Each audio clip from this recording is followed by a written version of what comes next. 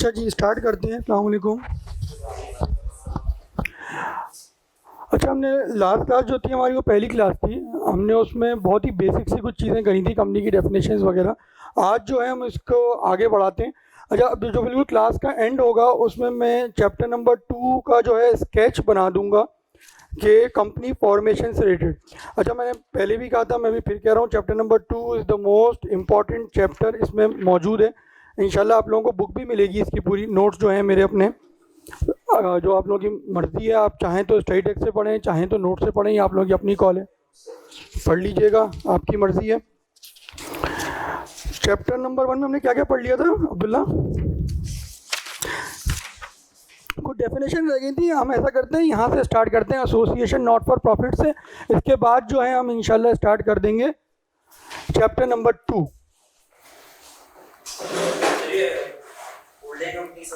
ये करते हैं डेफिनेशन आगे से लिंक होंगी तो वहाँ से पीछे आगे कर लेंगे। अभी तक हमने क्या पढ़ा था? कंपनी की डेफिनेशन पढ़ी थी हमने। कंपनी की डेफिनेशन में अब्दुल्ला हमने क्या पढ़ा था? लीगल एंटिटी है। लीगल एंटिटी है। लीगल एंटिटी में क्या कहा था हमने? क्यों लीगल एंटिटी है? कि it is formed under a process of law and dissolved या wind up under a process of law. फिर हमने कहा था ग्रुप ऑफ इंडिविजुअल है।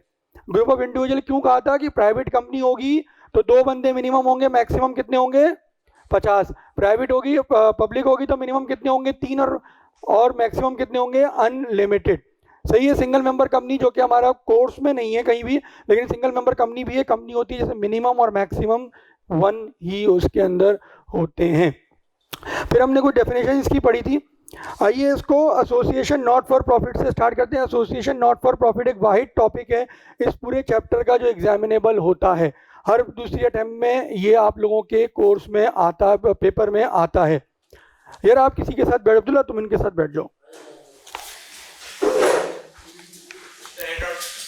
हैंड आउट यार एक कम पड़ गया है, अभी शेयर कर लो, मैं करवा दूंगा। सही है। Association not for profit. अच्छा, नॉट फॉर प्रॉफिट सुनते के साथ एक क्या चीज़ जहन में आती है? आपका नाम भूल गया मैं। यासिर, क्या चीज़ जहन में आती है नॉट फॉर प्रॉफिट सुनते के साथ? एसोसिएशन नॉट फॉर प्रॉफिट ये एक इम्पॉर्टेंट टॉपिक है इस चैप्टर का। बताओ Yasir. Association not for profit का मकसद क्या? चैरिटी होता है? नहीं, आप बताइए कोई भी ऐसी जो भी जहन में आ रहा हो। फलाही इदारा, आप? प्रॉफिट नहीं होता, आप बताइए। प्रॉफिट का, लेकिन जो प्रॉफिट होता है वो क्या करते हैं? बांट देते हैं। बिल्कुल एग्जैक्टली। नॉट फॉर प्रॉफिट आप लोगों का जो इदारा जो है, आई कैप जो है, ये भी नॉट फॉर प्रॉफिट है, जो कि बेतहाशा नहीं कह रहा, जो कि बेतहाशा प्रॉफिट कमाता है, खून चूस लेता है आप लोगों का, बहुत ज़्यादा फीस लेता है, हमसे भी लेता है मेंबर से, और नहीं दो तो वो मेंबरशिप को कैंसिल भी कर देता है। मैंने आप लोगों को उस दिन सुनाया था, नहीं 5 साल 8 साल नहीं, वो कैंसिल कर देता है। फिर बोलता है कि आप एक्स्ट्रा पैसे दें हमें, फिर हम उसको रिन्यू करेंगे, वरना नहीं करेंगे। तो एसोसिएशन नॉट फॉर प्रॉफिट बिल्कुल सही कहा है। लॉ ने इसके अंदर एक क्राइटेरिया दे दिया है कि ये काम अगर आप करेंगे तो एसोसिएशन नॉट फॉर प्रॉफिट के अंदर आएंगे, और इसमें क्या होता है? प्रॉफिट आपका री इन्वेस्ट होता है। अगर मैं कॉमन एग्जांपल्स दूं, लियाकत नेशनल हॉस्पिटल, ये आप लोगों का नॉट फॉर प्रॉफिट है। आगा खान नॉट फॉर प्रॉफिट है। सही है। सबसे ज़्यादा ओपीडी की फीस अगर किसी की है तो वो शायद यही है, बड़े हॉस्पिटल में, जो कि 4,000 रुपये तकरीबन ये लोग लेते हैं। लेकिन सॉरी, और है क्या है? एनपीओ ही। तो अगेन देखो, इसका एक रीज़न है, ये पीछे चलता है एकेडीएन के अंदर। ये ग्लोबली जो आगा खान वाले, जो आगा खान कम्युनिटी जो इसको रन करती है, एकेडीएन है, आगा खान डेवलपमेंट नेटवर्क। तो ये जितना भी यहाँ से जो कमाते हैं ये यहाँ चले जाता है, फिर ये अपनी कम्युनिटी और इधर उधर जो है इन्वेस्ट करते हैं।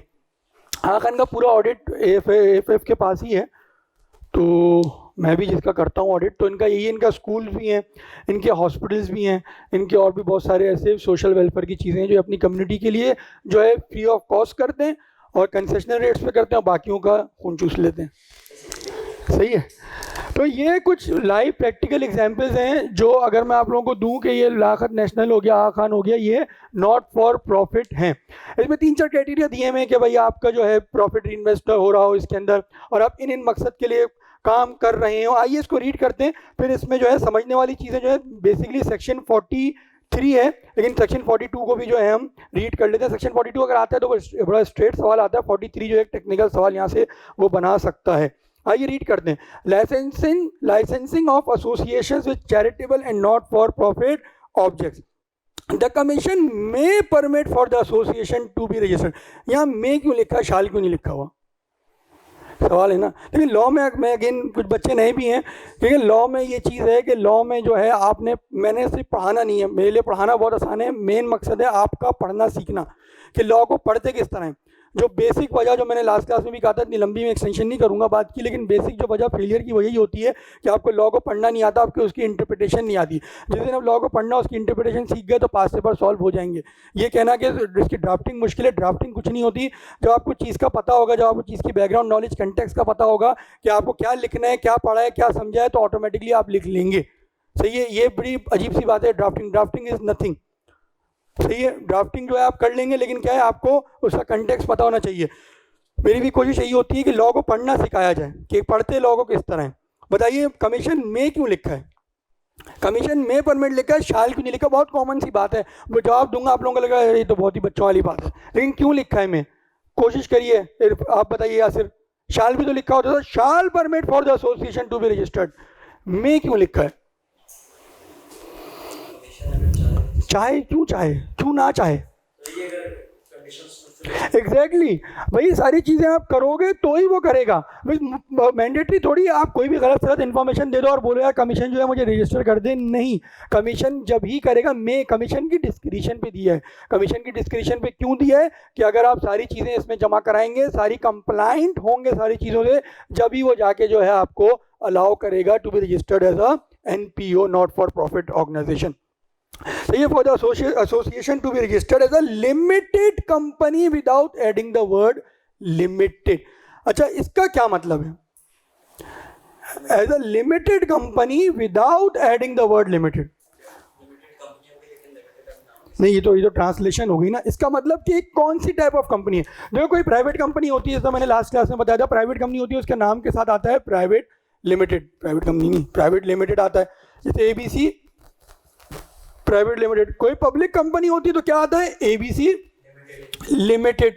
तो इसमें कह रहा है कि लिमिटेड का वर्ड नहीं होगा, लेकिन कंपनी लिमिटेड ही होगी। इसका क्या मतलब है, लायबिलिटी तो दोनों में लिमिटेड है।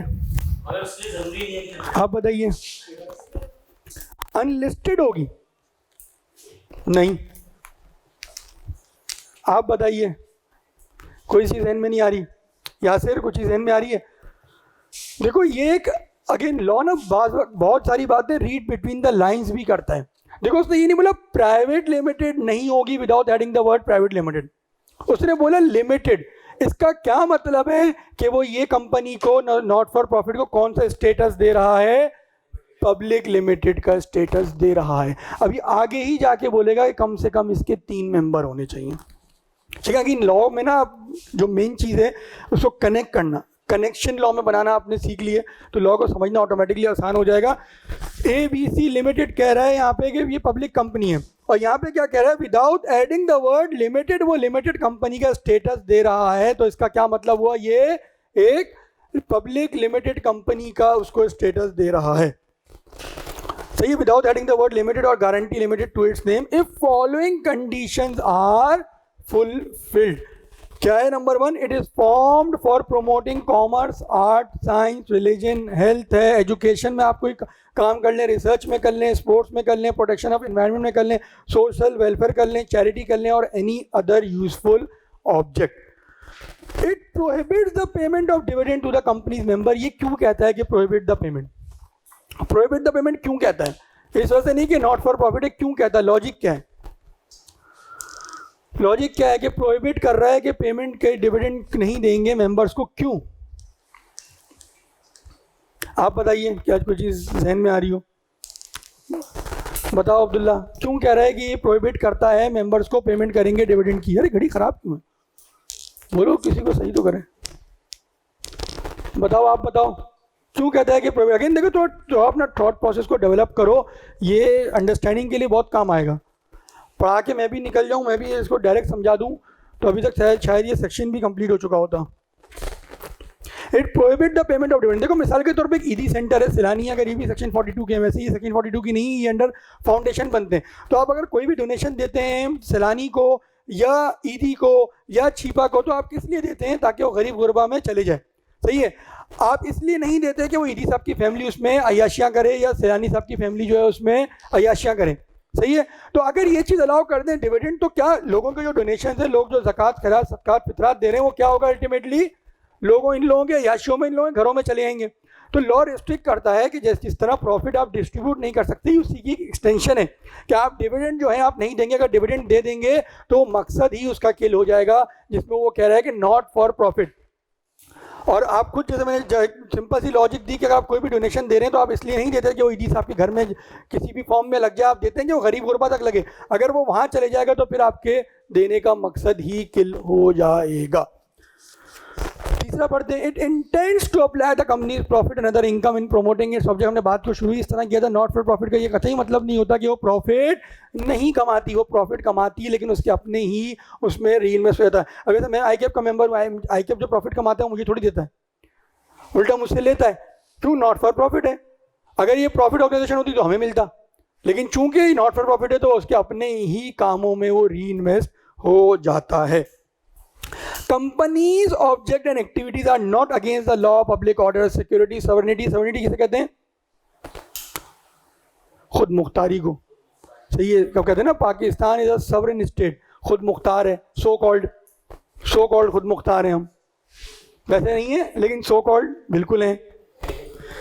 एंड नेशनल इंटरेस्ट के खिलाफ नहीं होना चाहिए, अगेंस्ट द लॉ नहीं होना चाहिए ना। आप चरस गांजा का काम कर रहे हैं नॉट फॉर प्रॉफिट के अंदर, ये नहीं करना चाहिए आपने।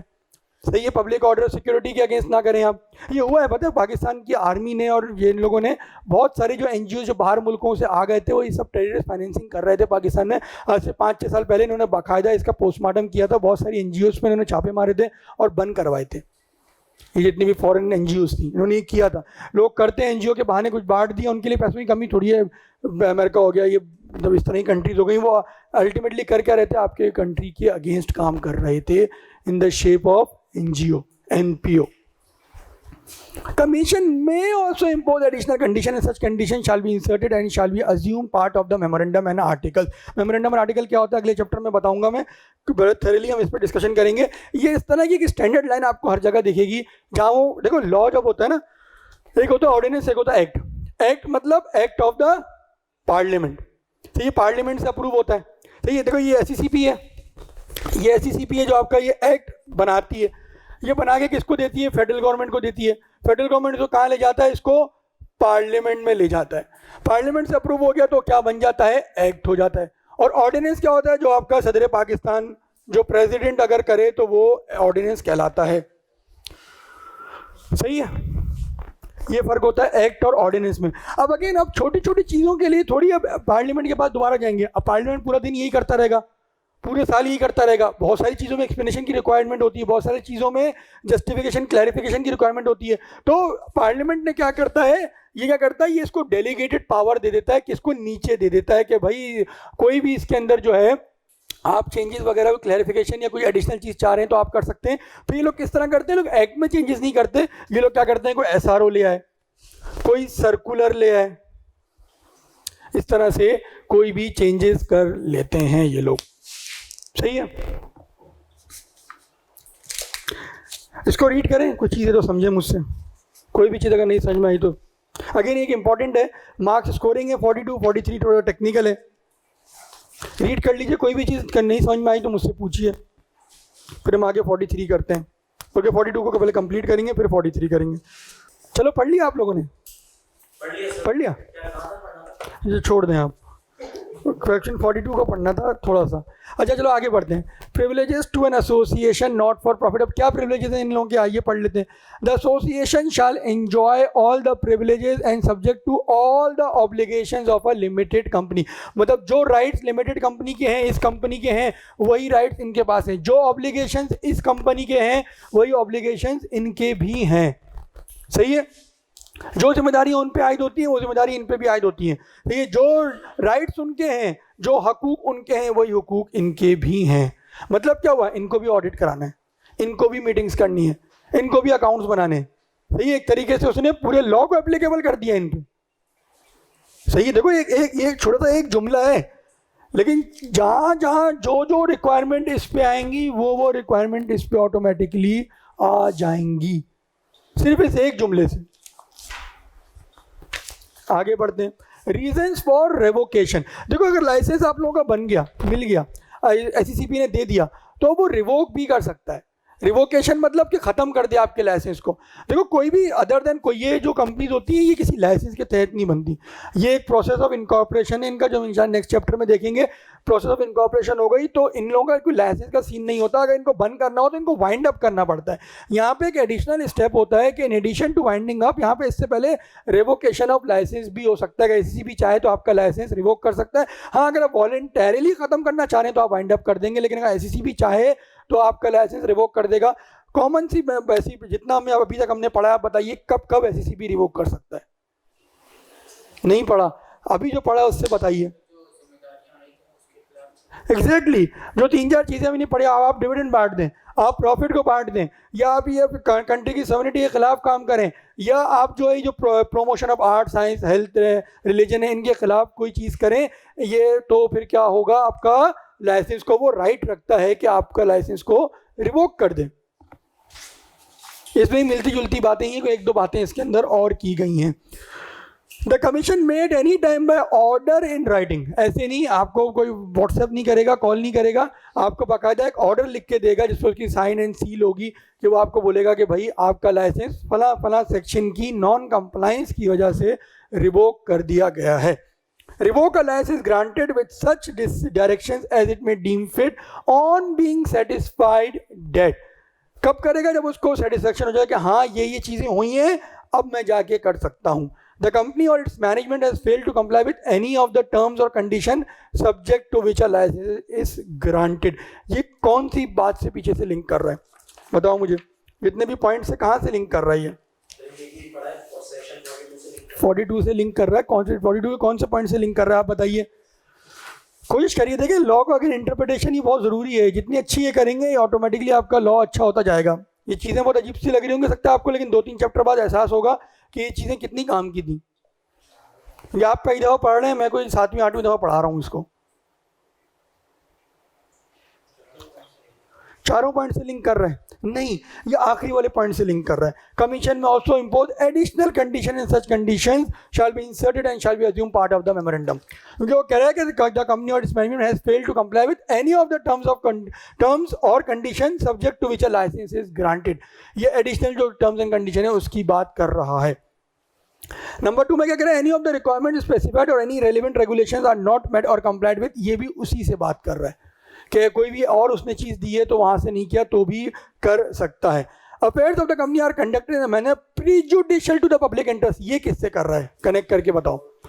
4th पॉइंट से। Very good, very good. 4th point से कर रहा है जिसमें लिखा हुआ था company's object and activities are not against the law, public order, security, sovereignty and national interest of Pakistan.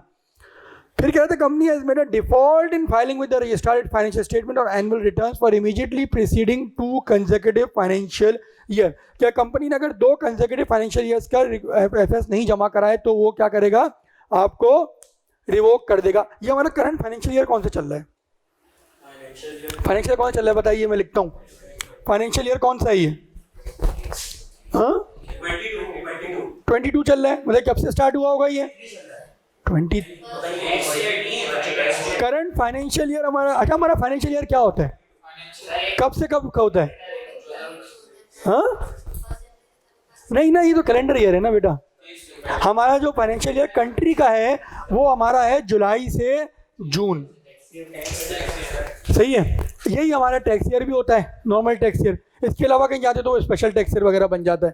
सही है। अच्छा अब बताइए, चलें ये भी मैंने बता दिया, हमारा फाइनेंशियल ईयर अभी कौन सा चल रहा है? 23 चल रहा है। कब से स्टार्ट हुआ है? 1 जुलाई 22 से स्टार्ट हुआ और ये कब तक चलेगा? जून 2023। अब इस जुमले को इंटरप्रेट करें और बताइए कौन से फाइनेंशियल ईयर की इसमें बात कर रहा है? अच्छा आप खामोश, कौन से फाइनेंशियल ईयर्स की इसके अंदर बात कर रहा है? आप कहाँ चले गए थे? नमाज मगरिब की अज़ान हो गई। चले हम इसको सेक्शन को पढ़ के ब्रेक कर लेते हैं। बिल्कुल आप तो जमात कराएंगे मुझे पता है। बताइए। नहीं, इसमें क्या, जोर से बोलिए थोड़ा, कौन से ईयर? 23 और 24 कह रही हैं ये। आप बताइए अब्दुल्ला, कौन से दो फाइनेंशियल ईयर का इसके अंदर बात कर? अब सीरियस जवाब देना मुझे, ये जो हमने पढ़ा है। आप बताइए। हाँ, 22 और 21 एक बात आई है, financial year 22 and financial year 21। और आपने क्या कहा? आपने कहा 23 और 24। आप बताइए यासिर कौन सा इसमें सही है? 21-22। आप बताइए। 21-22 इसमें कह रहे हैं इमीडिएटली प्रीसीडिंग, सक्सीडिंग नहीं कह रहा, प्रीसीड मतलब जो पहले आ रहे हो। अगेन देखो, यहाँ हम अभी कौन से महीने में खड़े में? सितंबर में खड़े में, सही है। तो ये तो हमारा ऑन गोइंग फाइनेंशियल ईयर हो गया, ये तो अभी कंक्लूड ही नहीं हुआ। तो हम इससे पीछे के दो गिनेंगे, फाइनेंशियल ईयर 2022, सॉरी ये हमारा ऑन गोइंग है। Financial year 2022 is the first preceding year and 21 is the second preceding. अगर इन दोनों के आपने एफएस नहीं जमा कराए एससीसीबी के, तो आपका लाइसेंस को रिवोक कर देगा। The company has acted against the interest, sovereignty and integrity of Pakistan, the security of the state and friendly relation with foreign state। वही 4th पॉइंट से कनेक्ट कर रहा है। The number of members is reduced below 3। मैंने कहा था देखो दूसरा प्रूफ देगा, ये दूसरा हिंट देगा। वहां उसने कहा था कि लिमिटेड कंपनी का स्टेटस है, यहाँ उसने कह दिया कि नंबर ऑफ मेंबर आपके कम से कम 3 होने चाहिए, कम से कम 3 पब्लिक लिमिटेड में होते हैं। फिर क्या, the company is conceived or brought forth for or is or has been carrying on unlawful or fraudulent activity. कोई उसको पकड़ लिया हो किसी फ्रॉडुलेंट एक्टिविटीज वगैरह में करने, जिससे मैंने बताया था कि बाहर की एनजीओ आके काम कर रही थी और under the umbrella of NGO वो अपने जासूसी कर रही थी। Run and manage by person who fail to maintain proper and true accounts. Proper and true account नहीं बना रहे, डोनेशन का अमाउंट अंदर से ही गायब हो रहा है, दिखा ही नहीं रहे। एनपीओ एनजीओ में ये होता है, जो सरकारी है उसमें तो बहुत होता है, वही होता है बिल्कुल। और दे कमिट फ्रॉड, या फ्रॉड कर रहे हो, मिसफिसेंस और मेलफिसेंस, ये भी फ्रॉड की एक फॉर्म ही है in relation to the company. Run and manage by person who are involve in terrorist financing और मनी लॉन्ड्रिंग। अगेन वही वाली एग्जांपल जो मैंने दी थी, वो यही काम कर रहे थे। Manage by person who refuse to act according to the requirements of the memorandum और आर्टिकल और the provision of the companies act. अच्छा, ये वाली बात इसने पहले भी कहीं कही थी कि ये आपको करना है, कहाँ कही थी? ये डी वाली बात बताइए, ढूंढिए, आप भी ढूंढिए। डी वाली बात मैंने कहा था कि अभी देखो ये कहाँ, हाँ पिछले लेक्चर में कहाँ से आ गया? प्रिविलेज लास्ट पॉइंट जो था, कौन सा? ये वाला नहीं, ये कौन सा वाला कह रही हैं आप? ये वाला नहीं, ये तो एडिशनल कंडीशन है। बताओ, ये वाली बात की उसने जिक्र पहले भी कहीं किया था, आपने बोल दिया प्रिविलेजेस वाला। आप क्या कह रहे हैं? प्रिविलेजेस वाला। आप बताइए, पीछे वाले जो बैठे हैं तीनों हजरात, बताइए। देखो इसमें लिखा हुआ था, association shall enjoy all the privileges and be subject to all the obligations of a limited company. तो ये वही वाला बात जो है जुमले से वो कनेक्ट कर रहा है, उसकी एक्सटेंशन कह रहा है कि अगर आपने कोई भी रिफ्यूज किया एक्ट को कंप्लाई करने में, एनी प्रोविजन, मेमोरेंडम आर्टिकल को कैटेगोरिकली मेंशन कर रहा है, तो आप जो है आपका लाइसेंस वो रिवोक कर सकता है। और fail to carry out the directions और डिसीजंस ऑफ द कमीशन और the registrar given in exercise of the power conferred by the companies act. ये आगे की बात को किससे लिंक कर रहा है? और fail to carry out the direction और decision by the commission of the commission और द रजिस्ट्रार, इस वाली बात को कहाँ से लिंक कर रहा है? देखिए आगे जितना आप पार्टिसिपेट करेंगे उतना आप लोगों का फायदा है, वरना अब तक तो शायद मैं सेक्शन 43 भी पढ़ा चुका होता। हाँ, एडिशनल कंडीशन, वेरी गुड। जो कमीशन में ऑल्सो इम्पोज एडिशनल कंडीशन वाली बात को ही ये एक्सटेंड कर रहा है कि वहाँ अगर वो जो वहाँ पे एडिशनल बात करी थी और वहाँ उसने नहीं कंप्लाई किया, तो वो भी उसको क्या कर सकता है? लाइसेंस को आपके रिवोक कर सकता है। Not carrying on its business और in not in operation for 1 year. अगर आपने जो है 1 साल तक आपको, अच्छा 1 ईयर, अगर यहाँ मैं खड़ा हूँ फाइनेंशियल ईयर 2022-2023, 1 ईयर क्या होगा आप बताइए? वो कह रहा है कि 1 साल तक आपने ऑपरेशंस अपने बंद रखे हो, मैं यहाँ खड़ा हूँ, मेरा करंट फाइनेंशियल ईयर ये है, तो 1 ईयर क्या होगा? कब से? जैसे मैं 8 सितंबर की 27 तारीख है, कब से? आज से 1 साल पीछे, तो आगे आगे नहीं, 2022 की अभी डेट बताइए, इस तारीख से इस तारीख तक बताओ यासिर। 1 जुलाई 21, 30 जून 22, 30 जून 22, 1 जुलाई 21, 30 जून 22। आप यही होगा। आप पीछे वाले आप भी कुछ बोलिए, कुछ तो बोलिए, बोलो बोलो जोर से बोलो, कोई मसला नहीं। सॉरी 1 जुलाई से 30 जून 22, 1 जुलाई। अच्छा देखो इसमें हाँ नहीं, देखो देखो दोबारा पढ़ते हैं। देखो कह रहा है नॉट, अच्छा खामोश हो जाओ, not carrying on its business और is not in operation for 1 year. कहीं इसमें लिखा है फाइनेंशियल ईयर, कहीं इसमें लिखा है फाइनेंशियल ईयर। तुमने इत्तेफाक से सही जवाब दिया था।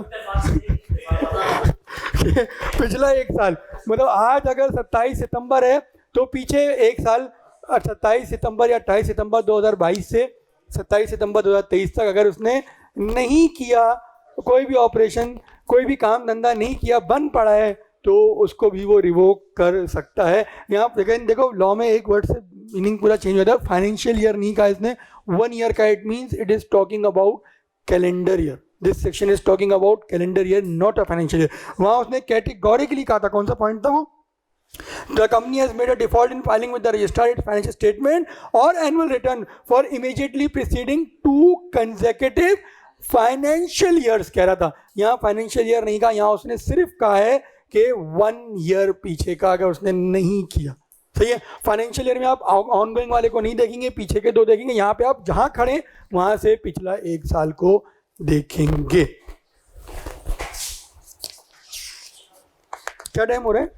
6:50। एक तो डेफिनेशन कर लेते हैं, फिर वो नमाज ब्रेक कर लेते हैं। ऑफ कहाँ से हो गया? अभी तो शुरू हुई है क्लास। मैं वैसे ही 1.25 घंटा 1.5 घंटा पढ़ाता हूँ, उसमें भी तुम्हें ऑफ चाहिए। अच्छा मैं क्विकली एक, अच्छा थोड़ा सा सीरियस हो जाओ, मैं क्विकली एक रिवाइज करा देता हूँ। प्राइवेट कंपनी, पब्लिक कंपनी की मैंने डेफिनेशन पढ़ाई थी। प्राइवेट कंपनी में मिनिमम कितने बंदे होते हैं? 2। मैक्सिमम कितने होते हैं? 50। पब्लिक में मिनिमम कितने होते हैं? 3। और मैक्सिमम कितने होते हैं? अनलिमिटेड।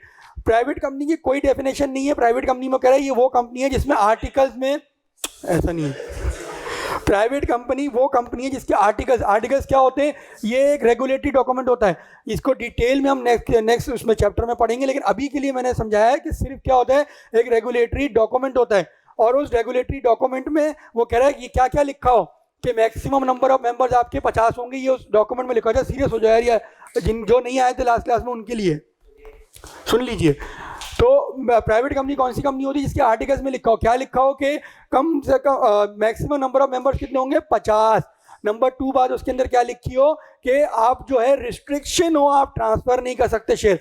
मैंने एक चीज़ बता दी, एक वर्ड होता है रिस्ट्रिक्शन, एक होता है प्रोहिबिशन। रिस्ट्रिक्शन का मतलब होता है कि कोई ना कोई उसके अंदर वे आउट होता है करने का। प्रोहिबिशन का मतलब है कि आप कर ही नहीं सकते। एक सिंपल सी एग्जाम्पल मैं देता हूँ, जैसे मैंने लास्ट क्लास में भी दी थी कि गवर्नमेंट ऑफ पाकिस्तान ने कहा है कि अगर कोई भी आर्म्स एंड एम्यूनिशन की कंपनी बनाता है तो उसको गवर्नमेंट से लाइसेंस लेना होगा। ये क्या है? रिस्ट्रिक्शन।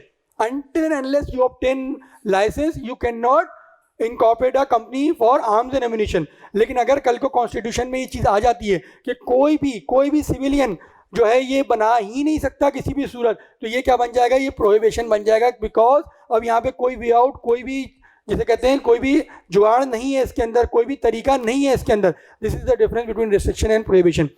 वहाँ क्या लिखा था कि रिस्ट्रिक्शन है किस चीज़ की, कि वो अपने शेयर्स को ट्रांसफर नहीं कर सकता। मतलब क्या? पब्लिकली नहीं जा सकता। आपका दोस्त है, आप बोले यार मैं ऑस्ट्रेलिया जा रहा हूँ, यार ये मेरी इतनी इन्वेस्टमेंट है 10 लाख की, प्राइवेट लिमिटेड में, तुम खरीद लो। उसने कहा चलो मैं खरीद लेता हूँ। ये क्या है? आपने प्राइवेटली डील कर लिया। सही है। प्रोहिबिशन में वो कहता है कि प्रोहिबिट है कि आप एडवर्टाइज नहीं कर सकते पब्लिकली अपने शेयर्स को। सही है। ये उसी बात की एक्सटेंशन है रिस्ट्रिक्शन की। जब रिस्ट्रिक्ट किया ऊपर तो यहाँ उसको प्रोहिबिट करना जरूरी था। अगर एक चीज़ भी मिस कर देता तो आपस में कॉन्ट्राडिक्ट कर जाती। सही है। 3 चीज़ें क्या थी? रिस्ट्रिक्शन, प्रोहिबिशन और मैक्सिमम नंबर ऑफ मेंबर्स 50 होने चाहिए। पब्लिक कंपनी में उसने बड़ी अजीब सी बात की। उसने कहा पब्लिक कंपनी वो कंपनी जो कि प्राइवेट नहीं है। मतलब क्या हुआ? ये बिल्कुल अजीब सी बात नहीं है। इसका मतलब वो जिसमें वो 3 रिस्ट्रिक्शंस नहीं होंगी वो पब्लिक कंपनी कहलाई जाएगी। गारंटी लिमिटेड का थोड़ी सा हमने पढ़ा था, आगे उसकी और बातें आएंगी चैप्टर नंबर 2 में। गारंटी लिमिटेड वो होती है जिसमें जो है आप जो मेंबर है वो गारंटी करता है, किस चीज़ की गारंटी करता है कि एक अमाउंट को गारंटी करता है। वो अमाउंट कहाँ मेंशन होता है? आर्टिकल्स के अंदर मेंशन होता है, मेमोरेंडम के अंदर मेंशन होता है, जो वो अंडरटेक करता है कि वो पे करेगा कब? At the time of winding up of the company. सही है, ये हमने पब्लिक प्राइवेट और इसकी डेफिनेशन पढ़ी थी। इसके अलावा हमने कुछ पढ़ा था। सिंगल मेंबर कंपनी क्या होती है? जिसका एक ही मेंबर होता है। होल्डिंग और सब्सिडरी है इसके अंदर। अच्छा, एक चीज मैंने और बताई थी, मैंने टाइप्स ऑफ कंपनी में सबसे पहले क्या होता है, एक टाइप होती है on the basis of status, जिसमें क्या था? प्राइवेट कंपनी, पब्लिक कंपनी और सिंगल मेंबर कंपनी। एक होती है on the basis of liability, मैंने कहा था इसमें लायबिलिटी का में क्या होता है? एक तो अनलिमिटेड कंपनी, इसकी लायबिलिटी क्या है? अनलिमिटेड है, आपका घर बार सब कुछ इसके अंदर बिक जाएगा। मैंने कहा था कोई बेवकूफ़ी होगा जैसी कंपनी बनाएगा, प्रैक्टिकली एग्जिस्ट नहीं करती। अगर कंपनी ही बनानी हो तो बंदा अनलिमिटेड लायबिलिटी क्यों रखेगा? पार्टनरशिप ना बना ले, इतनी रेगुलेशन भी, कंप्लायंस भी करे चीज़ों की और अनलिमिटेड लायबिलिटी भी करे, ऐसा नहीं होता। लेकिन लॉ ने क्या है, एक आपको ऑप्शन दिया हुआ है। दूसरी क्या होती है? लिमिटेड बाय शेयर्स, जो आप लोग जो पढ़ते हैं शुरू से, बचपन से आप लोग अकाउंट बना रहे हैं, जिसके अंदर एक लाइन आइटम आता है किसका? बैलेंस शीट में पेड अप कैपिटल 500 मिलियन। ये क्या होता है? ये मैक्सिमम लायबिलिटी होती है मेंबर्स की, इससे और अबव आप 1 रुपया भी उनसे नहीं तलब कर सकते। ये paid up capital is the ultimate maximum liability of the members of the company. सही है, तो लिमिटेड बाय शेयर्स मतलब कि जितना उन्होंने सब्सक्राइब किया उतनी ही उनकी मैक्सिमम लायबिलिटी है। और गारंटी लिमिटेड मैंने आप लोगों को बता दी। अच्छा, इसके बाद जो है होल्डिंग और सब्सिडरी है हमारी।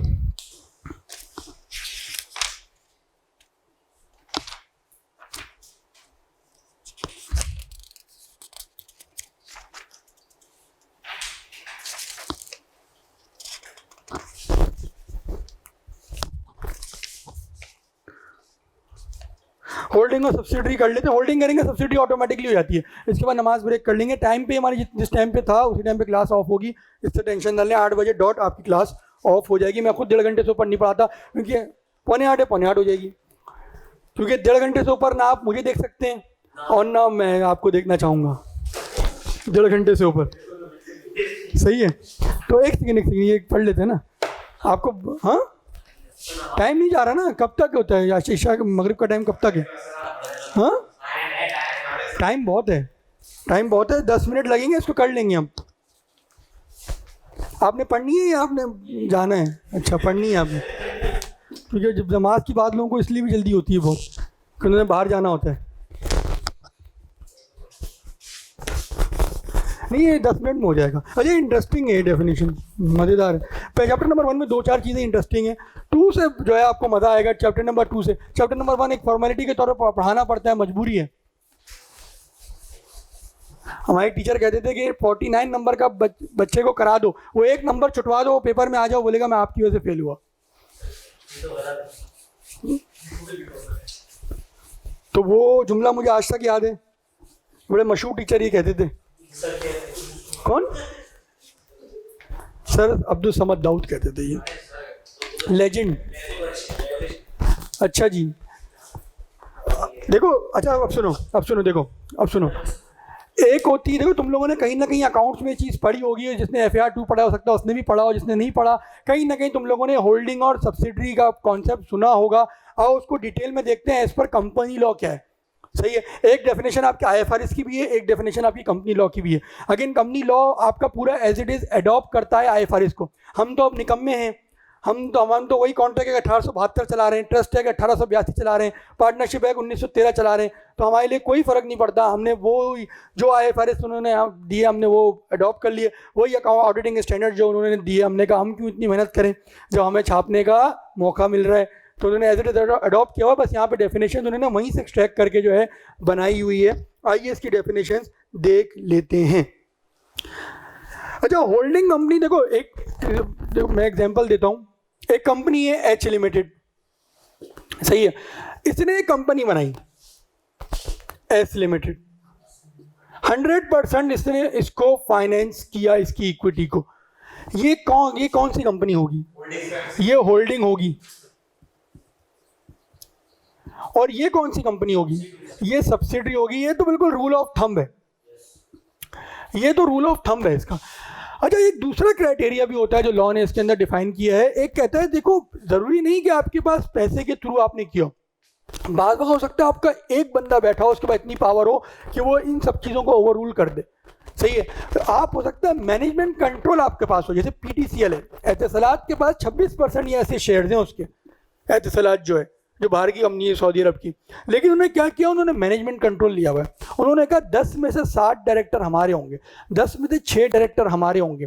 जब डायरेक्टरशिप उनके पास आ गई तो चाहे ये कितना भी हो सारे फैसलों का इख्तियार उनके पास आ गया। ये है 26%, लेकिन उनके पास फैसलों का इख्तियार आ गया, तो आपकी परसेंटेज डजेंट मैटर। और ये बहुत लॉजिकल है, बहुत लॉजिकल बात है। परसेंटेज आपके पास 80 हो, लेके आप 20 हो, लेकिन उसके बाद फैसला करने की इख्तियारात हैं। जैसे घर में 6 लोग हैं, एक दादा अब्बू हैं, वो 6 की नहीं चल रही, दादा अब्बू की चल रही, तो मेन तो वही हुए ना। तो वही वाली मिसाल है यहाँ पे कि यहाँ पे अगर आप दूसरी बात वो कहता है कि बोर्ड का कंट्रोल किसके पास है, कंपोजिशन का। बोर्ड का कंट्रोल कैसे आएगा, सिंपल सी बात है, मोर देन 50% हो। क्यों मोर देन 50% हो, आज में आगे जाके देखेंगे। बोर्ड ऑफ डायरेक्टर्स जितने भी होते हैं उन सबका हर डायरेक्टर का सिंगल वोट होता है। जैसे हम यहाँ खड़े में अगर डिसाइड करना है कि यार केएफसी जाए, मैकडोनल्ड जाए, तो यहाँ हर बंदे के पास एक ही वोट है ना। यहाँ शेयर होल्डिंग नहीं देखी जाती। शेयर होल्डिंग कहाँ देखी जाती, मेंबर्स की एजीएम। अगर नहीं भी समझ में आ रही, कंफ्यूज मत होइएगा, आगे जाके इंशाल्लाह हम देखेंगे। तो डायरेक्टर्स के पास one director as a single vote. तो जब वो कहता है कंपोजिशन बोर्ड की कंट्रोल करता है, कंपोजिशन बोर्ड की कैसे कंट्रोल करेंगे, अगर 60 डायरेक्टर हैं तो कितने होने चाहिए कंपोजिशन कंट्रोल हो जाए, नंबर बताइए। 3.5, 4 होंगे तो क्या कंपोजिशन कंट्रोल हो जाएगी। अगर 8 हैं तो कितने होंगे, 4 पे मोर देन 50%। 4 और 4 तो डिवाइड हो जाएंगे ना, 4 बोल लें हाँ, 4 बोल लें ना, तो कुछ रिजॉल्व ही नहीं होगा। 5 सही है। तो दूसरी क्राइटेरिया इसके अंदर हमने क्या डिराइव किया कि नंबर 1 क्या, मोर देन 50%। मेजॉरिटी नहीं, मोर देन 50%। मेजॉरिटी नहीं लिखना, लॉ शायद मोर देन 50% का वर्ड यूज करता है, मोर देन 50% कहता है, मेजॉरिटी का वर्ड नहीं लिखना, सही है। दूसरी बात क्या है कि कंपोजिशन ऑफ द कंपनी को कंट्रोल करता हो। इसके पास यहाँ पे जो है 20% है, चलो 30% है, लेकिन एच लिमिटेड, अच्छा इसके डायरेक्टर इसमें बैठे होंगे, इसके डायरेक्टर इसमें बैठे होंगे, एच लिमिटेड के इसमें बैठे होंगे। अब्दुल्ला कुछ नहीं, छोड़ो, यासिर तुम बताओ। एच के एस में बैठे होंगे, सही कह रहे हैं। एच लिमिटेड के एस लिमिटेड में बैठे हुए होंगे। एस लिमिटेड के अगर मिसाल के तौर पे 60 डायरेक्टर हैं, 7 में से 5 जो हैं वो एस लिमिटेड के हैं, तो एस लिमिटेड इसके बोर्ड को कंट्रोल कर रहा है, इसकी कंपोजिशन को कंट्रोल कर सकता है, नहीं कर रहा है, क्योंकि मोर देन 50% उसके पास आ गया है। आइए अब इसको पढ़ते हैं। अभी बहुत आसान सी लगेगी आप लोगों को डेफिनेशन पढ़ के, फिर इसको जो है नमाज ब्रेक करते हैं। Holding company, it means a company और बॉडी कवर विच यहाँ कौन सी कंपनी की बात कर रहे हैं, अगर मैं डेफिनेशन से रिलेट करूं एच की, विच होल्ड्स डायरेक्टली और indirectly more than 50% in the voting securities of any other company. मतलब एच किस में करता हो, एस लिमिटेड में करता हो। इनडायरेक्टली क्या होता है बताता हूं अभी मैं, इनडायरेक्टली में परेशान नहीं होना। Control the composition of the board of such other company. Such other company कौन सी है इसमें, very good, S limited, such other company, इसकी कंपोजिशन को वो कंट्रोल करता हो डायरेक्टली और इनडायरेक्टली। जब कंपोजिशन ऑफ द बोर्ड का ना वो एक जनरल एक थॉट बताता है, लॉ में इस तरह नहीं होता, लेकिन जनरल समझाने के लिए आपको कहता है कि कंपोजिशन ऑफ द बोर्ड का क्या मतलब है। वैसे डायरेक्टर रिमूव वगैरह करने हो तो उसका एक अलग प्रोसेस है, लेकिन वो सिर्फ समझाने के लिए लॉ बताता है कि कंपोजिशन ऑफ द बोर्ड का क्या मतलब है। आइए पढ़ लेते हैं। The composition of a company's board shall be deemed to be, D मतलब तसव्वुर किया जाएगा कि कंट्रोल कर रहा है by the company if that company, कौन सी कंपनी, इफ डेट कंपनी कौन सी है, एस या H, H, very good. If that company by exercise of power exercisable by it at its description, अपनी मर्जी से, सुनो अभी अब्दुल्ला बीच में नहीं बोलो, कैन अपॉइंट और रिमूव ऑल और मेजॉरिटी ऑफ द डायरेक्टर। कह रहा है कि बोर्ड की कंपोजिशन जब तस्वुर की जाएगी कि उसके पास है कि उसके पास इतनी पावर हो कि सारे डायरेक्टर्स को या तो अपॉइंट कर ले या निकाल दे। अगेन लॉ में अपॉइंटमेंट और रिमूवल का तरीका अलग है, वो हम डायरेक्टर के चैप्टर में पढ़ेंगे। ये सिर्फ लॉ, मेरी वर्डिंग नहीं है, लॉ की वर्डिंग है एग्जैक्ट। लॉ सिर्फ समझाने के लिए कहता है कंपोजिशन ऑफ द बोर्ड में जब तस्वुर किया जाऊंगा होगी कब, जब जो डायरेक्टर जो बैठे हुए उनके पास इतनी पावर हो कि सारे डायरेक्टर्स को तो निकाल दें या उनको अपॉइंट कर लें। क्लियर है, क्लियर है। अब देखो सब्सिडरी इसका उलट है। सब्सिडी में क्या कह रहा है, इट मीन्स अ कंपनी और body corporate whose more than 50%। कह रहा है अच्छा पहले कह रहा था सब्सिडी होल्डिंग में, इधर देखो होल्डिंग में कह रहा था होल्डिंग वो कंपनी है जिसके पास किसी दूसरी कंपनी के 50% ज्यादा शेयर हो या जिसके पास किसी दूसरी कंपनी का बोर्ड की कंपोजिशन का कंट्रोल हो। सब्सिडरी में क्या कह रहा है, सब्सिडरी वो कंपनी है जिसके अंदर किसी दूसरी कंपनी के 50% ज्यादा शेयर्स हो या जिसके बोर्ड को कोई दूसरी कंपनी का बोर्ड जो है वो कंट्रोल करता हो। बिल्कुल वाइस वर्सा चलेगा, बिल्कुल वर्डिंग का गेम है इसके अंदर। सब्सिडरी कंपनी कह रहा है इट मींस अ कंपनी और a body corporate. Body corporate को फिलहाल तस्वुर करेंगे, body corporate means a company. Body corporate का आगे डेफिनेशन आएगी, मैं पढ़ाऊंगा। Body corporate includes a company, लेकिन उसमें 2-4 चीजें और भी कुछ हैं। It means a body corporate और company whose more than 50% voting securities are held or controlled directly or indirectly by some other company। कोई और कंपनी उसकी 50% ज्यादा वोटिंग सिक्योरिटीज को होल्ड करता हो, ओन करता हो। Such other company control the composition of the board of such company. Such other company मतलब ऊपर वाली कंपनी से रेफर कर रहा है, ऊपर वाली जो बुलेट है, सच कंपनी ऊपर कह दिया ना उसने एक दफा, नीचे कह रहा है कि such company control the composition of the board of such company. मतलब पहले वाला जो सच कंपनी है वो एच लिमिटेड है, दूसरा वाला जो सच कंपनी कह रहा है वो एस लिमिटेड कह रहा है। अब अगेन कंपोजिशन वाली बात रिपीट हो रही है, बस मैं इनडायरेक्टली समझा देता हूँ। इनडायरेक्टली के बाद हम जो है नमाज ब्रेक कर लेते हैं। इनडायरेक्टली में समझेगा 10 मिनट लगेंगे, 10 मिनट ही लगे इसमें। अच्छा देखें ये आपकी आ गई। अच्छा अगेन ये जितने भी ग्रुप्स हैं, एंग्रो हो गया, ये आपका हाउस ऑफ हबीब हो गया, ये आपका लकी का ग्रुप हो गया, यहाँ सब डायरेक्ट इनडायरेक्ट दोनों हैं। डायरेक्ट इनडायरेक्ट सिंपल सी है। जैसे एस लिमिटेड है, एस लिमिटेड ने एक बना ली क्यू लिमिटेड बनाई, इसके 60% शेयर इसके पास है।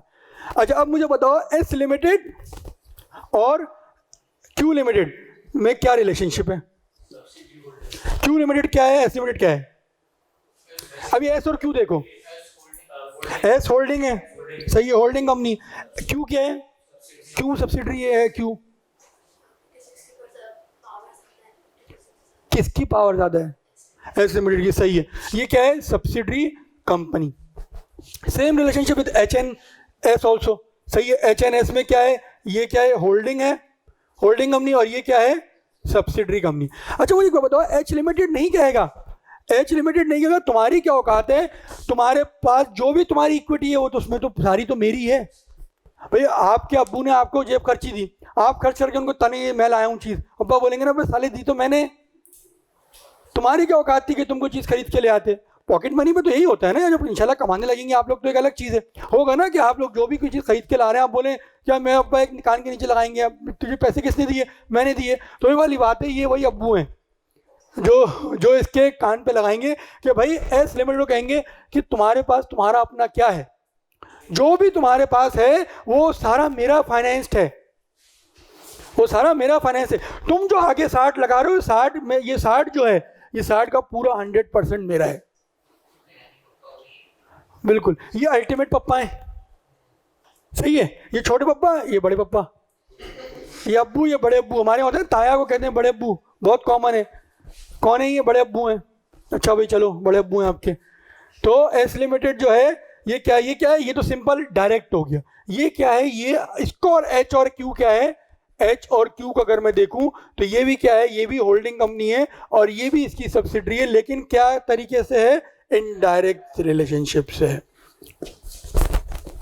सेम विद बोर्ड ऑल्सो, इस केस में बैठे हुए, इस केस में बैठे हुए बंदे, या इसके डायरेक्ट इसमें बैठे हुए तो ही डायरेक्ट होगा, इस केस में बैठे हुए बोर्ड, इस केस में बैठे हुए तो ये भी इनडायरेक्ट है, सही है। अगर एक देखो क्यू लिमिटेड के 7 डायरेक्टर हैं, 7 में से 4 किसके हैं? S limited. अब जरूरी नहीं है 4 के 4 इसमें भी बैठे हुए हों, ये जरूरी नहीं है 4 के 4 इसमें भी हों। एस लिमिटेड के इसके अंदर डायरेक्टरशिप के जरिए कंट्रोल है, तो इसका मतलब अल्टीमेट कंट्रोल होगी उसके पास आ गया, क्योंकि इसने तो इसकी ही सुननी है, क्योंकि इसके डायरेक्टर सारे यहाँ बैठे हुए ना। यहाँ वो भले से नए बंदे बिठा दें, म्यूचुअल होना जरूरी नहीं है, कंट्रोल होना जरूरी है, ये चीज समझिए। इनडायरेक्ट में भी कोई एक पार्टी लाजमी होगी जो डायरेक्ट कंट्रोल कर रही होगी। एंग्रो के ग्रुप में कोई 40-50 कंपनी है, सही है। अल्टीमेट उनका क्या, उनका पेरेंट है, अल्टीमेट उनका पेरेंट है एंग्रो कॉर्प। ये खुद कुछ नहीं करता, ये सिर्फ कंपनी की जो सारी जो मैनेजमेंट है पूरे ग्रुप की वो ये करता है, ये कुछ नहीं बनाता, कुछ नहीं बेचता। अल्टीमेट एंग्लो कॉर्प है, इसके नीचे बेतहाशा कंपनी है। तो ये ग्रुप्स जो हैं ये इसी तरह बनते हैं कि बाज़ एक इंडिविजुअल कंपनी बनाता है, बाबा कंपनी कंपनी को बनाती है, ये भी चलता है इसके अंदर। जी आपका कोई सवाल था? सॉरी, डायरेक्टर्स की बात कर रहे हैं? क्यों में एस के होंगे? वही मैं कह रहा जरूरी नहीं है। एस में जो जरूरी थोड़ी है, एस में मिसाल के तौर पे एस के जो हैं 7 हैं, 7 में से 4 हैं, सही है। अब ये 4 में से उन्होंने 3 बिठा दिए, ये नए भी हो सकते हैं। देखो डायरेक्टर का जरूरी नहीं कि वो shareholder, major shareholder हो, एक एक शेयर से भी डायरेक्टर बन जाते हैं, जरूरी नहीं है। वही तो मैं कह रहा हूँ, जरूरी नहीं है कि 4 जो है ये 4 ही यहाँ बैठे हों। भाई एस लिमिटेड ने बोला, देखो हो सकता है एस लिमिटेड में खाते, मेरे ख्याल से कह रहा हूँ, एक इंजीनियरिंग कंपनी है, सही है, ये क्या है, ये फार्मा है। अब उन्होंने कहा यार यहाँ पे रेलिवेंट एक्सपीरियंस तो हमारे पास नहीं है, हम भी इंजीनियरिंग थे, अब हम डाइवर्सिफिकेशन में जा रहे हैं, अपने मन हमने यहाँ तो बिठा दिए, अब यहाँ बिठाएंगे तो कंपनी बंद हो जाएगी, इंजीनियर कहाँ से फार्मा चलाएगा। तो उन्होंने क्या डॉक्टर्स बिठाए, फार्म डी लोग बिठाए, तो बाहर से बंदे ले आए, उन्होंने यहाँ एस लिमिटेड ने इसको बिठा दिया यहाँ पे। जरूरी नहीं कि कॉमन हो, इसका कंट्रोल इसके पास आ गया तो ये ऑटोमेटिकली इसका पेरेंट बन जाएगा। क्यों? क्योंकि इनडायरेक्ट है, ये इसका इसमें कंट्रोल है। क्लियर है? कोई वैसे इसको रीड करें, कोई सवाल तो पूछे, वरना फिर हम नमाज ब्रेक करते हैं। रीड कर लें पहले, प्लीज रीड कर लीजिए। आने के बाद हम बहुत very important discussion chapter number 2 का मैं स्केच बना दूंगा, पूरा चैप्टर नंबर 2 उसी स्केच के इर्द गिर्द घूमेगा। चैप्टर नंबर 2 मोस्ट इंपॉर्टेंट है, पिछले 5 सालों के पेपर उठा के देख लें, जो भी मुश्किल सवाल आया होता है चैप्टर नंबर 2 से आया होता है। जो दोस्त आपको ये बेवकूफ़ बनाता है, ऐसे मेमोरेंडम और आर्टिकल ही तो हैं, कुछ भी नहीं है इसके अंदर, तो आप जो है अभी देख लीजिएगा 4-5 क्लासों के बाद कैसे सवाल आते हैं उससे। आईकेएफ के पास कहीं इतना मार्जिन नहीं है पेपर मुश्किल बनाने का जितना चैप्टर नंबर 2 में, कहीं से वो नहीं बना सकता है इतना मुश्किल सवाल जितना वो पेपर चैप्टर नंबर 2 से बना सकता है। दूसरे चैप्टर से वो मुश्किल किस तरह बनाता है, इंटीग्रेट कर देता है, 3-4 चैप्टर को मिला के सवाल बना देता है। वो आपको लग रहा होता है वहाँ से आया, वो वहाँ से आया, वो सब जगह से मिलके आया हुआ होता है। वो सवाल भी इंशाल्लाह देखेंगे जब रेलिवेंट चैप्टर में जाएंगे। चैप्टर नंबर 2 बाहर इसको आइसोलेशन में वो मुश्किल सवाल बना सकता है। इस दफा के भी जो मुश्किल सवाल आए हैं वो चैप्टर नंबर 2 से ही आए। पास हर चैप्टर की बात करेंगे, हर चैप्टर का 5 साल के पास पेपर करेंगे। पहले आप करके लाएंगे, अगली क्लास में मैं करके दिखाऊंगा, फिर म्यूचुअली देख लेंगे क्या गलती है। तुम अपने हाथों से करोगे, तुम अपने इन्हीं हाथों से करोगे। कोई नेक काम भी कर लो हाथों से तुम अपने। कब तक तुम, चले नमाज का ब्रेक कर लेते हैं।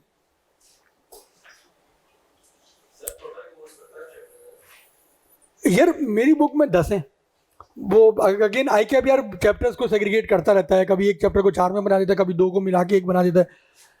आप भैया आपकी कॉल है, देखें आप अगर स्टडी डेस्क से पढ़ना चाहते हैं आप पढ़ें, बिल्कुल मैं मना नहीं करता। आईकेएफ की किताब है, आप बिल्कुल पढ़िए। मेरी बुक मिल जाएगी अक्टूबर के मिड ईयर सेकेंड फोर्टनाइट में मिल जाएगी। फोर्टनाइट पता है ना, 1 से 15 16 से 30 सेकेंड फोर्टनाइट में मिल जाएगी, रिजल्ट से पहले मिल जाएगी इंशाल्लाह। उसमें सारे पास पेपर्स होते हैं पिछले 6-7 सालों के और नोट्स हैं।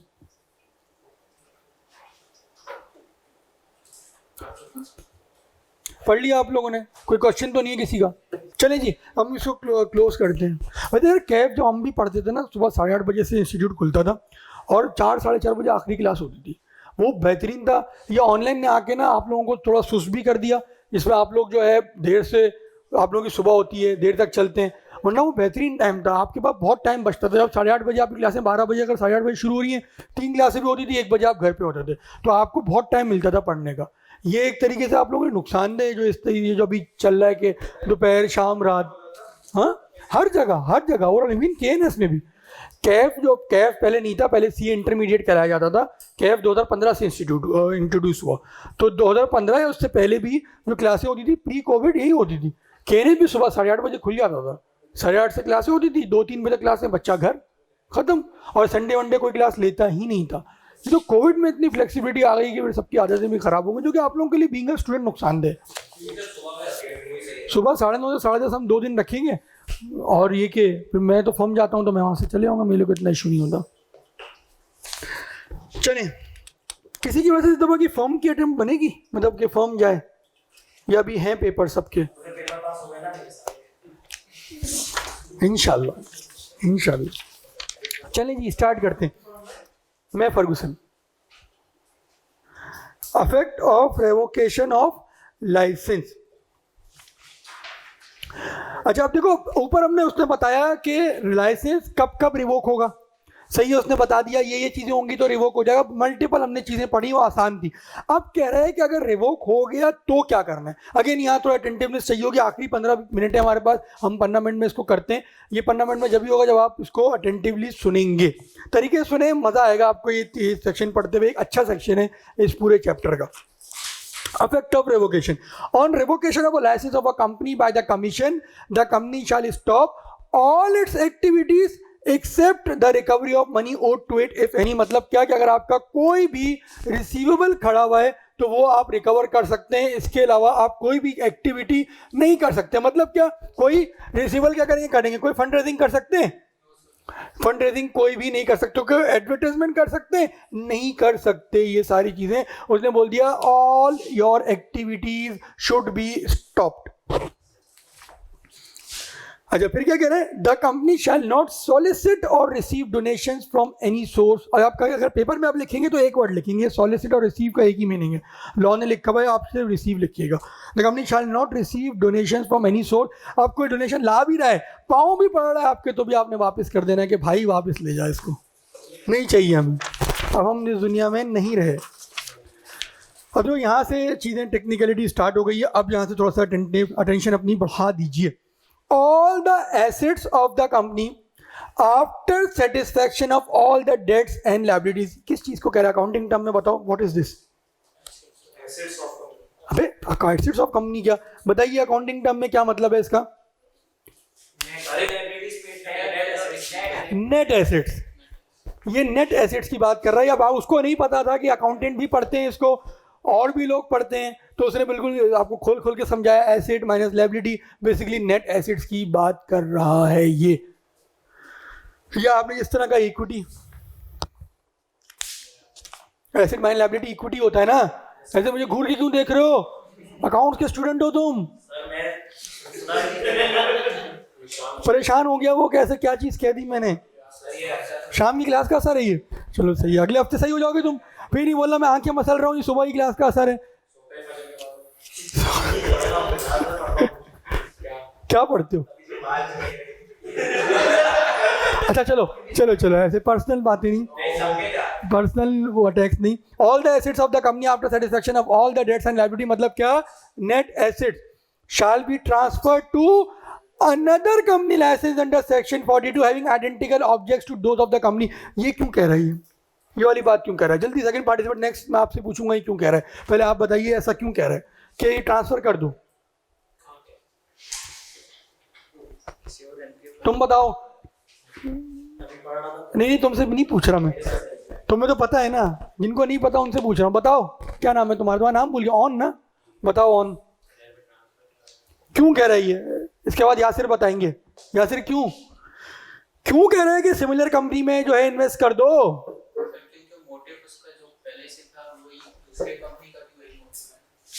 क्या मतलब, थोड़ा और इलेबरेट करो अपनी बात को।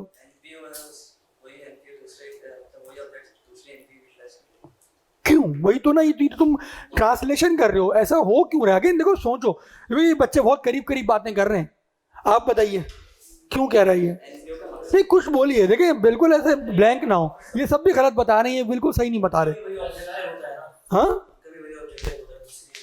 नहीं क्यों, देखो ये तो तुम लोग पता है क्यों कर रहे हैं, क्यों क्यों बोल रहे हैं कि इतने भी एसेट्स एंड लायबिलिटी हैं सिमिलर जो ऑब्जेक्ट के। हाँ क्यों, यही बात है क्यों? लॉ में लिखा है, क्या लिखा है लॉ में? आप बताइए, दोनों में से कोई बताइए। तुमने तो शायद कुछ बोला है, तुम आप बताओ क्यों? हाँ हाँ आप क्यों? देखो अगेन ब्रेन स्टॉर्मिंग है ये। देखो जितना ब्रेन स्टॉर्मिंग करोगे उतना फायदा है आप लोगों का। लॉ की इंटरप्रिटेशन समझोगे। बताइए, आप बताइए, कुछ जहन में आया? नहीं नहीं, देखो पीछे, हाँ बोलो। लोगों की दुआएं लेने के लिए? नहीं देखो हमने पीछे एक चीज पढ़ी थी कि वहां पे कोई भी आप जो हो प्रॉफिट जो है वो घर नहीं ले जा सकते, ना ही आप डिविडेंड बांट सकते हो। अगर ये पैसा आप कहीं री इन्वेस्ट नहीं करोगे तो क्या करोगे, घर ले जाओगे। कंपनी वाइंड अप होती है तो क्या होता है, शेयर होल्डर को पैसा शेयर होल्डर का जितना बचता है वापस कर दिया जाता है after satisfaction of debts and liabilities. तो जब वो वहां मना कर रहा है कि आप ये चीज नहीं कर सकते, तो वो यहाँ कैसे बोल सकता है कि आप वाइंड अप करके घर ले जाएं। एक सेकेंड, फिर तो मकसद वही वाली बात मैं दोबारा रिपीट करूंगा कि आपने सैलानी को इसलिए नहीं दिए थे कि उनके घर पे लगे, वो एक बंगला खरीद लें, अच्छी गाड़ियां खरीद लें, आपने दिए थे कि किसी गरीब को दें। जब मकसद अभी भी सेम है, वो कह रहा है कि सही है तुम नहीं बांटोगे वो बांट देगा। अल्टीमेटली बटना चाहिए, अल्टीमेटली वो पर्पस अचीव होना चाहिए। जब भी देखो उसने यहाँ तक सिमिलैरिटी कर दी कि सिमिलर ऑब्जेक्ट होना चाहिए। हेल्थ है तो हेल्थ वाले को दे दो, एजुकेशन है तो एजुकेशन वाले को दे दो, सिमिलर उसमें जो कर रहा हो दे, ताकि पैसा तुम्हारे घर पे ना जाए। जिसने तुम्हें दिया वो उसने तुम्हें नहीं दिया, तुम्हारे नाम पे दिया कि तुम उसको जाके आगे बांट दोगे। अब जब तुम खत्म हो रहे हो, तुम बंद कर रहे हो अपने ऑपरेशन, तो ये पैसा अभी भी तुम्हारा नहीं है, अभी भी तुम नहीं बांटने। अब चूंकि तुम बंद हो रहे हो, तुम नहीं बांट सकते, तो किसी अपने जैसे बंदे को दे दो, वो ये काम आगे कर देगा। लेकिन तुम घर नहीं ले जा सकते ये पैसे, क्योंकि उसने पहले ही बोल दिया था कि प्रॉफिट ना ही कोई डिस्ट्रीब्यूट होगा, ना ही आपको डिविडेंड देंगे। अब पूछिए, आप कुछ पूछ रहे थे। वाइंडिंग अप लिक्विडेशन है। लिक्विडेशन जो होती है वो पार्टनरशिप की होती है, वाइंडिंग अप कंपनीज की होती है। वाइंडिंग अप होगी इसके आगे, होगी आगे, इसकी वाइंडिंग अप पे ही जा रही है सारा। वाइंडिंग अप में इसका बटेगा कुछ नहीं, बटेगा कुछ नहीं। नॉर्मल कंपनी में क्या होता है, जितना पैसा बच गया वो बढ़ जाता है, आप ही का पैसा लगा हुआ होता है वो, लेकिन यहाँ पे बटेगा नहीं। यहाँ पे जो है वो कह रहा है सिमिलर ऑब्जेक्ट्स की दूसरी कंपनी को, एसोसिएशन नॉट फॉर प्रॉफिट को दे दो। सही है, समझ में आया, लॉजिक समझ में आई? Yes sir. सेक्शन 4 सही है। आगे क्या कह रहे हैं, विद इन, अब देखो यहाँ से देखो बात शुरू की, with in 90 days from the revocation of, क्या रेवोकेशन ऑफ लाइसेंस। अब देखो यहाँ से हम एक छोटा सा स्केच बनाने की कोशिश करते हैं। ये स्केच मैंने पीछे बनाया हुआ है, जिन्होंने प्रिंट सही नहीं दिया तो शायद आगे पीछे कर दिया इन्होंने, ये आपकी बुक में बना हुआ मिलेगा, बनाइएगा मत। देखो रेवोकेशन हो गई, रेवोकेशन हो गई। अब तुमने क्या करना है, transfer of net asset, transfer of net asset कितने दिनों में, with in 90 days of revocation. सही है, ये पहला जुमला था, सही है, क्लियर हो गया। अब आगे बढ़ते हैं। However the company may retain reasonable expense of winding. अभी मैं आगे समझा देता हूँ ये वर्ड का, जुमले का क्या मतलब है, वरना अभी कंफ्यूज हो जाओगे। सही है, यहां तक हमने पढ़ लिया। नंबर 2 में क्या कहते हैं, after compliance of the above requirement. Above requirement क्या है, कौन सी कंप्लायंस की बात कर रहे हैं, इसी की क्या, ABC। After compliance of the above requirement, और रिक्वायरमेंट क्या है जिसकी ये बात कर रहा है, नहीं बिल्कुल, अबव रिक्वायरमेंट ऊपर वाले सी की बात कर रहा है।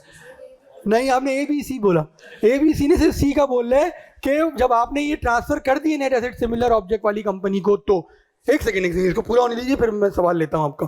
After compliance of the above requirement, the board of the company shall file a report to the registrar containing specified information documents within 15 days from the date of such compliance. अब मेरा आप लोगों से एक सवाल है, क्या देना है यहाँ पे, क्या देना है, बोर्ड ऑफ द कंपनी क्या देगा, रिपोर्ट टू रजिस्ट्रार, रिपोर्ट। अब देखो यहाँ पे गौर से सुनना, देखो मैं कह रहा था ना ये सेक्शन इंटरेस्टिंग है। Report to registrar by board, कितने दिनों के अंदर, विद इन 15 डेज। मैं यहाँ रोक रहा हूँ। अच्छा, मिसाल के तौर पे रेवोकेशन हुई 1 जनवरी। अच्छा, मेरा एक उसूल है पढ़ाने में कि every month, assuming every month है 30 डेज, हम इसमें नहीं जाएंगे कि जनवरी के 28, उसके 30, उसके 31, ये सब नहीं, फरवरी के जनवरी के 31 है, ये सब नहीं, एवरी मंथ है 30 डेज। मुझे बताइए 1 जनवरी को रेवोकेशन हो गई, तो ये 90 डेज कब बनते हैं, 3 महीने नहीं, डेट बताइए ना मुझे, 30 मार्च। अगेन अज्यूमिंग एवरी मंथ है 30 डेज, 38 मार्च को बनते हैं। सही है, 38 मार्च को बना, सही है, ये इसकी डेडलाइन है कि ये आपने करना है। अच्छा, मुझे क्या बताइए, इन्होंने ये डेडलाइन को मीट कर लिया, इन्होंने कब कर लिया, इन्होंने कर लिया 15 मार्च को कर लिया।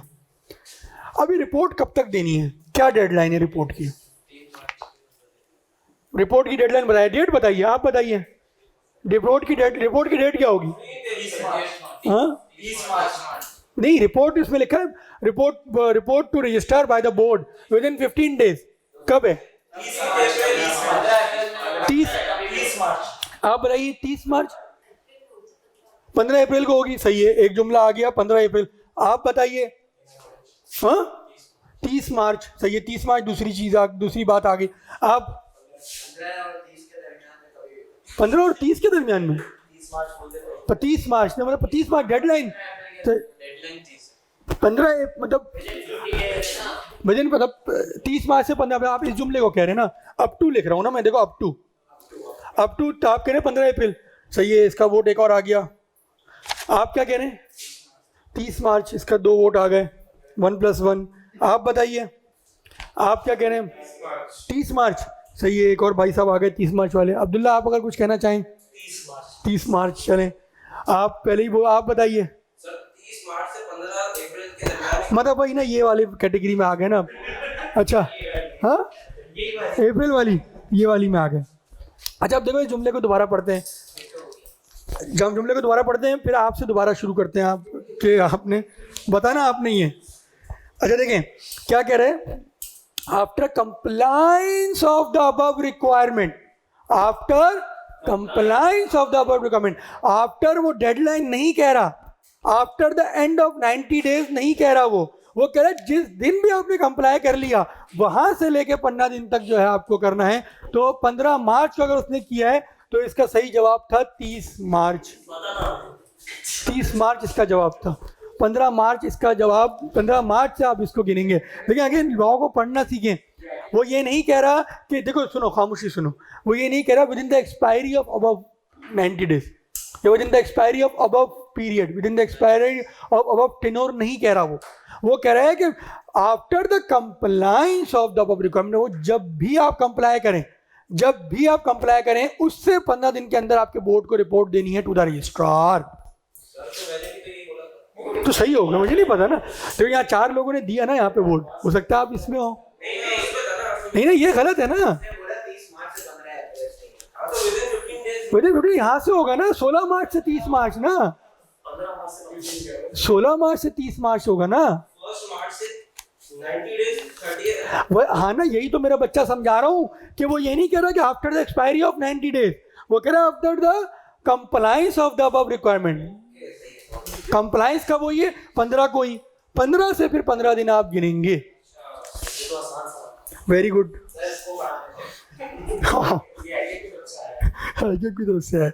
अच्छा फिर आएगा, फिर कह रहे हैं within 30 days of the acceptance of the above report submitted by the company to the registrar, the board shall initiate necessary proceedings for winding up of the company voluntary. खुद कर ले, या अगर उसके बाद एसेट एंड लायबिलिटी बच के minus asset minus liability 0 हो गया, कुछ बचा ही नहीं, तो फिर वो क्या करेगा, एप्लीकेशन दे उसको, बोले भाई इसको मेरे नाम को स्ट्राइक ऑफ कर दो, हटा दो, रजिस्ट्रार को बोल दे।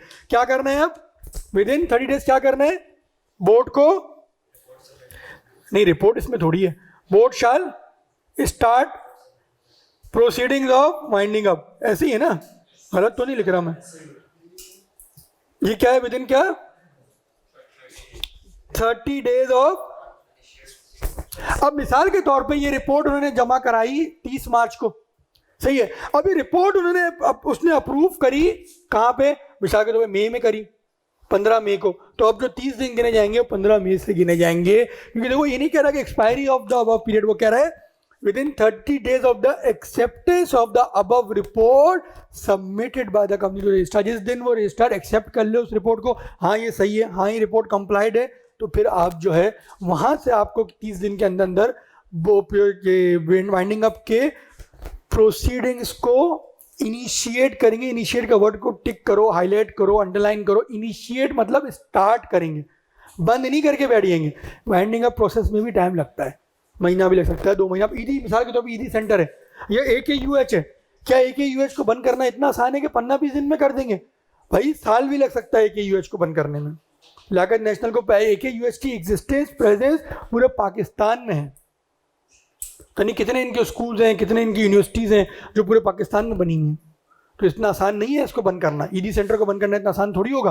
तो महीना, 6 महीना, साल, 2 साल भी लग सकता है। वो कह रहा है कि 30 दिन के अंदर आप इनिशिएट कर दो प्रोसेस को, अपने शुरू कर दो प्रोसेस को। कभी भी चले, कितना भी चले, वो पेंडिंग अप के एरिया में देखेंगे कि वो कौन होता है, क्या होता है, किसकी सुपरविजन में होता है, वो सारी चीज़ें वहाँ आएंगी। सही है। देखो इसको दोबारा पढ़ते हैं। रेवोकेशन हुई, रेवोकेशन से 90 डेज के अंदर आपने ट्रांसफर करने अपने एसेट्स को, जितने भी बचे नेट एसेट्स को, सिमिलर कंपनी में। जब आपने ये कर दिया, जिस दिन कर दिया ये, उससे 15 दिन के अंदर अंदर आपने, आपके बोर्ड ने क्या करना है, रजिस्ट्रार को एक रिपोर्ट देनी है। और जिस दिन वो रिपोर्ट एक्सेप्ट हो जाए, कौन एक्सेप्ट करेगा, रजिस्ट्रार करेगा। वहां से 30 दिन के अंदर अब बोर्ड ने क्या करना है, प्रोसीडिंग्स वाइंडिंग अप की इनिशिएट करनी है, स्टार्ट करनी है। फिर क्या कह रहा है, commission may appoint administrator to manage the affairs of the company. Again winding up जब स्टार्ट होती है तो वो अपना बंदा लगा देता है जो कि सारी उस प्रोसीडिंग्स को मॉनिटर करता है। Affairs of the company, the above requirements are not fulfilled within the prescribed time. अगर नहीं हुआ टाइम से तो वो बंदा भी लगा देगा एडमिनिस्ट्रेटर, बाकी नहीं। Commission may appoint administrator to manage the affairs of the company, the above requirements are not fulfilled within prescribed time. मतलब ऊपर वाली अगर चीज़ें नहीं हुई तो वो फोर्सफुली भी एडमिनिस्ट्रेटर के थ्रू कर सकता है। If net assets of the company, देखो यहाँ नेट एसेट का ऑप्शन जिक्र खुद कर दिया, or transfer to another company. सही है। ईडी के सारे एसेट्स कहाँ चले गए, छिपा में। तो क्या होगा, डायरेक्टर्स एंड ऑफिसर्स और देयर फैमिली मेंबर। किसके, ईडी सेंटर के डायरेक्टर्स, ऑफिसर्स या उसके फैमिली मेंबर। ऑफिसर कौन होंगे इसके अंदर, ऑफिसर की डेफिनेशन दी हुई है लॉ में। सही है। जो जो उसके अंदर आ रहे हैं वो सारे हैं, वो आप लोग कोर्स में नहीं है, लेकिन जो है ऑफिसर्स की डेफिनेशन लॉ में दी हुई है। ये ऑफिसर वो नहीं है कि कोई डेजिग्नेशन वाला ऑफिसर, ऑफिसर में वो बताता है, कैटेगरी बताता है कि ये लोग ऑफिसर की डेफिनेशन में आते हैं। सही है। और देयर फैमिली मेंबर। सही है। क्या नहीं कर सकते, ऑफ द फर्स्ट कंपनी, मतलब ईडी के क्या नहीं कर सकते, shall not hold any office in the latter company, छिपा में नहीं आ सकते फॉर 5 years। इसको पहले रीड कर लो, इसको क्विकली रीड कर लो, फिर हम क्लास को यहाँ पे एंड करते हैं। और इसको तरीके से रीड कर लो, 1 से 1.5 मिनट। इसको कोई भी सवाल है मुझसे पूछ लो, वरना फिर हम क्लास को एंड करते हैं।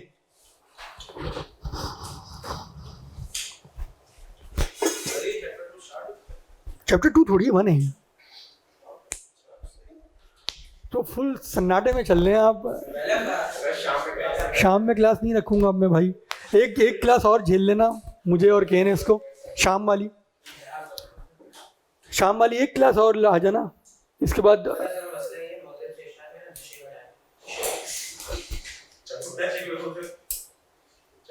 ये अगर लाहौरी बोले, इस्लामाबाद वाले बोले तो समझ में आता है। वहाँ तो लोग सो जाते हैं मगरिब के बाद। यहाँ तो ये कराची आइट्स हो आप लोग, यहाँ तो लोगों की आंखें ही खुलती हैं असर के बाद। लाहौर में आपको पता है क्लासेस कितने, 6:45-7 बजे से स्टार्ट हो जाती हैं। ये सीए की क्लासेस 7 बजे स्टार्ट हो जाती हैं सुबह। ये वहाँ पे लेट नाइट का कॉन्सेप्ट ही नहीं है। वहाँ ऐसी आउटिंग्स नहीं, इस तरह की नेचर ही नहीं है। वहाँ शादियाँ शाम में होती हैं, दोपहर शाम में। हाँ, वहाँ ये रात वाली थोड़ी होती हैं,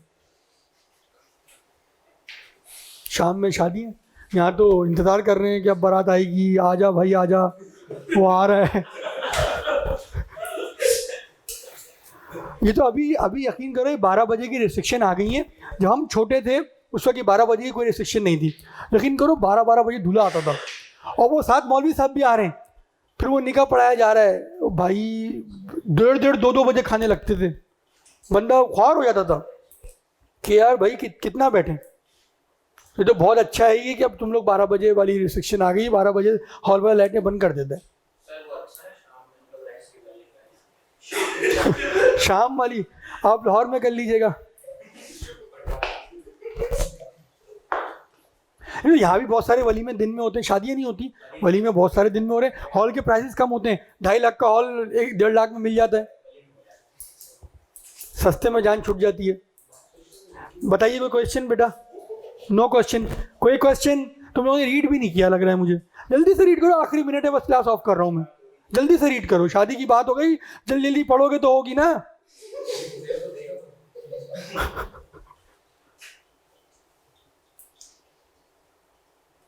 जल्दी जल्दी पढ़ो, बस क्लास को एंड करते हैं। बेटा ऑनलाइन वाले के कुछ सवाल है तो पूछिए।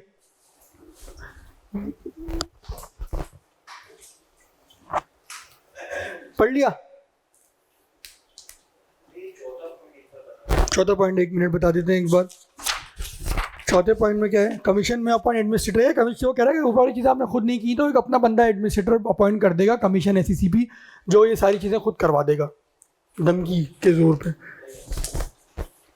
सही है, क्लियर है? इंशाल्लाह नेक्स्ट क्लास से हम स्टार्ट ही करेंगे चैप्टर नंबर 2। इसमें अब कुछ भी नहीं है, रजिस्ट्रार की डेफिनेशन बिल्कुल बेकार है, पावर एंड ड्यूटीज आप खुद भी पढ़ के देख लें, कुछ भी नहीं है इसके अंदर। एक डेफिनेशन बस रह गई है, पब्लिक सेक्टर कंपनी और होली ओन सब्सिडरी, वही बॉडी कॉर्पोरेट वाली, ये 2 डेफिनेशन रह गई हैं। इसके अलावा इस चैप्टर में कुछ नहीं है। नेक्स्ट क्लास में हमारा मोस्ट इंपॉर्टेंट चैप्टर होगा, एक दिन और शाम में क्लास होगी, आप लोग उसको ज़रा सा झेल लें। और जुमरात की क्लास के बाद या उससे पहले अपने नाम के साथ मुझे मैसेज कर दें कि आप लोग केनेस में कौन सी क्लास ले रहे हैं, ताकि मैं उस हिसाब से एक टाइम टेबल बना लूँ। थैंक यू वेरी मच, अल्लाह हाफिज़।